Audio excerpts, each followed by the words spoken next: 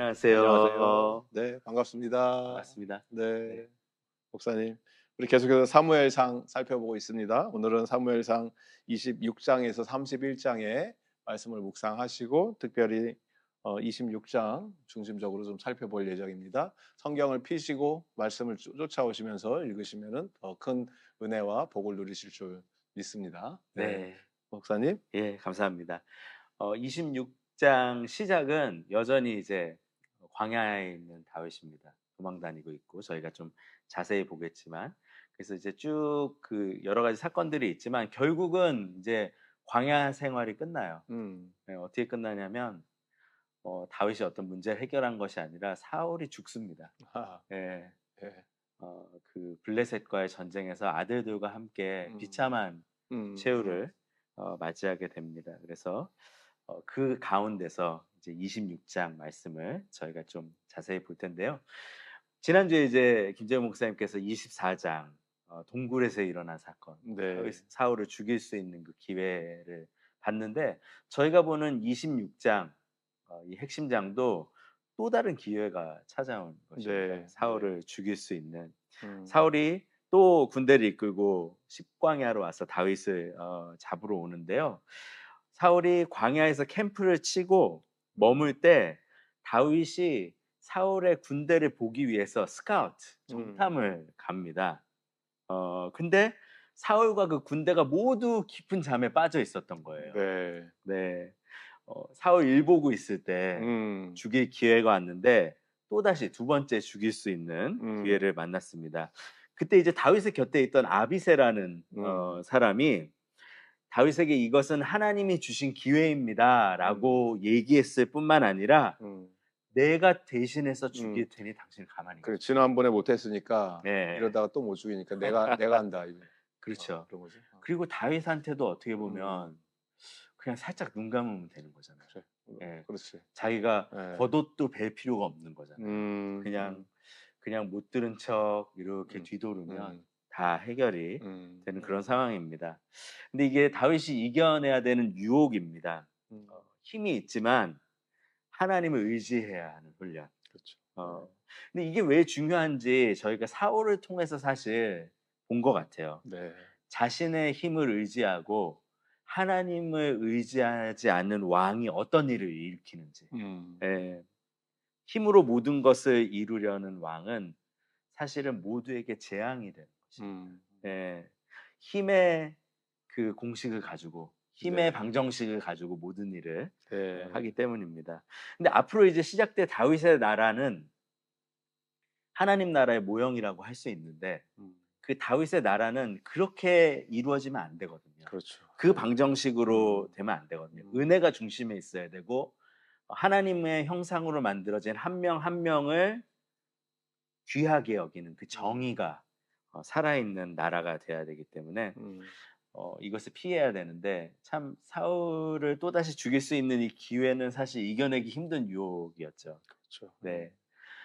그래서 이제 저희가 광야의 첫 번째 광야라고 할 수 있죠. 음, 다윗이 음, 경험한 첫 번째 광야인데 여기에서 사실 광야에서 펼쳐지는 두 개의 큰 힘이 있어요. 네, 하나는 사울의 방식이에요. 음, 그래서 사울이 이제 모래바람을 일으키잖아요. 네, 다윗을 죽이기 위해서. 음, 지난주에도 설명해 주셨지만 사실 블레셋을 하고 싸워야 되는 군대이고 네, 자기의 백성들을 지키기 위해서 필요한 음, 군대인데 음, 자기가 느끼는 두려움, 자기가 갖고 있는 그 음, 질투 이런 것들을 해소하기 위해서 막 모래바람을 네, 일으키거든요.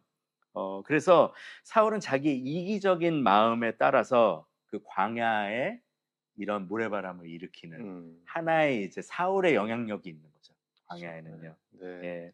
근데 또 동시에 하나님 나라의 모습을 방식을 배우는 음, 다윗의 모습이 광야에서 펼쳐집니다. 음, 지난주 말씀이 그랬고요. 음, 또 왜 블레셋을 투항하기도 하고 음, 또 약간 학살 같은 일을 벌이기도 하고 다윗이 네, 그런 일들을 네, 하잖아요. 그렇죠. 네, 복수도 하고 네, 하는데 이 다윗의 광야 생활을 보면 하나님께서 집요하게 하시는 게 있어요. 뭐죠, 그게? 그게 네, 뭐냐면 다윗 안에 있는 사울을 닮은 모습을 음, 계속 뽑아내시는 거예요. 아하, 너는 사울처럼 되면 안 된다. 네. 조금이나마 힌트가 있으면 그거 어 예 학교 한번 다시 가야겠는데. 그래서 그렇죠. 광야 학교를 또 보내 입학시키시고. 네. 아주 음. 아주 집요하게 그 일을 음. 하시죠, 음. 하나님께서. 음. 예. 그러면서 동시에 하나님은 음. 다윗에게 이런 기회들은 주시지만 또 엄청난 힘을 주시지는 않으십니다. 네. 예.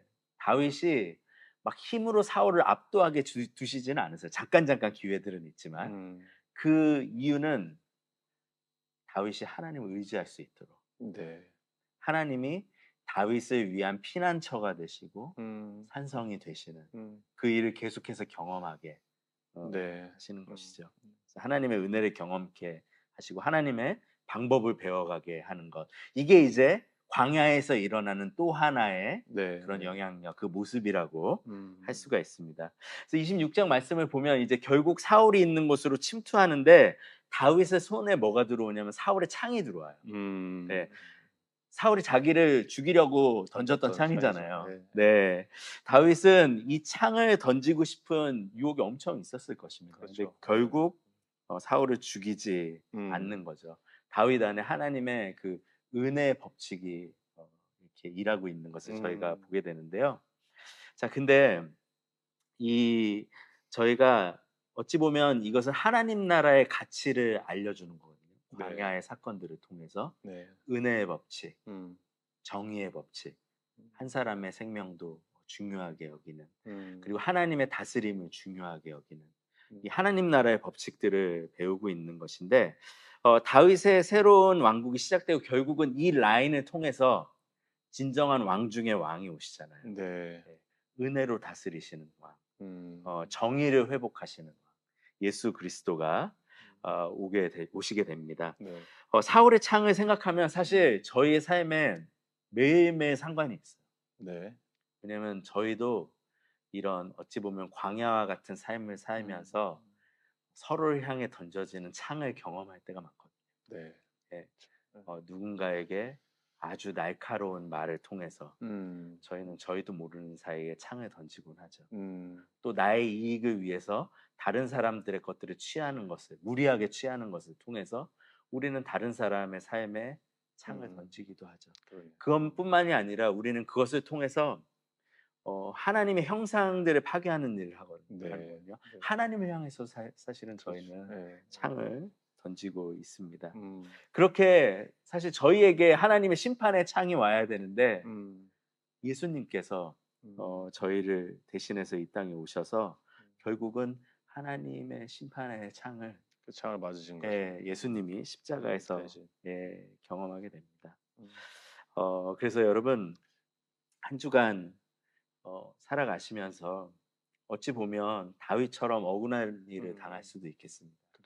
그래요. 또 내 힘으로 충분히 해결할 수 있는 상황들도 있을 것 같아요. 음.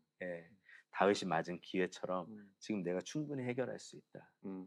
그런데 저희가 창을 들어서 무엇인가를 해결하려고 하기 전에 음. 먼저 우리의 피난처가 되시고 음. 우리의 산성이 되시는 하나님에게 먼저 피하고 음. 그분께 가야겠습니다. 네. 그래서 그 안에서 충분한 은혜들을 누리시고 음. 하나님 나라의 가치가 무엇인지를 다시 한번 생각할 수 있는 시간을 음. 갖고 음. 그래서 만약에 내가 너무 리액셔너리하게 음. 바로 화를 내고 싶은 순간이거나 음. 아니면 바로 해결하고 싶은 순간이 있을 때 잠시 기도할 수 있는 그런 공간이 음. 있다면 음. 시간이 있다면 음. 예, 내가 어떤 내 스스로 해결하기 전에 하나님께 먼저 숨으셔서 음. 그래서 하나님의 방식으로 삶에 있는 문제들 음. 다스리시고 또 해결하시는 사랑하는 한 분 한 분 되시길 바랍니다. 네. 네. 목사님 너무 감사드리고 네, 제가 기도하고 마칠게요. 네, 하나님 감사드립니다. 사무엘상 저희들이 마치면서 우리의 피난처가 되시고 안식처가 되시고 우리가 피할 수 있는 그러한 유일한 곳은 오직 예수 그리스도 십자가 뒤임을 우리가 이 시간 고백합니다. 아버지, 우리가 때로는 창을 들고 서로를 향해서 으르렁거리며 그 창을 던지려고 할 때 우리가 들은 창을 내려놓게 해주시고 하나님의 은혜를 사모하게 해주시고 하나님이 우리를 대신해서 맞으신 그 창이 어떠한 결과를 초래했는지 음, 기억하며 하나님께 회개와 용서와 또 은혜를 간구하며 나갈 수 있는 한 주가 되게 하여 주시옵소서. 아멘.